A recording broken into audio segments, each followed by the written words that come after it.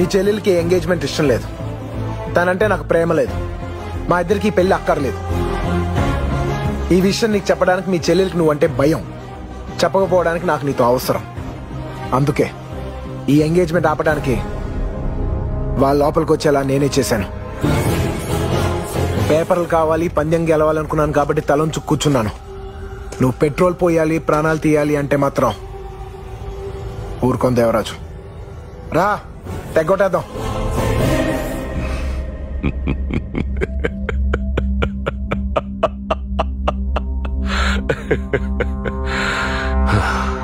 ఇరవై ఏళ్ళు ఏ జంతువుని నా పెండ్లానికి కనపడకుండా దాచానో దాన్ని చూద్దాం చూద్దామని పిలుస్తున్నావు. బోను బద్దల కొడితే ఎలా ఉంటుందో చూస్తావా? నీకు ఆస్తి ఇస్తా, చెల్లెల్నిస్తా అన్నా, ఇప్పుడు సావునిస్తా.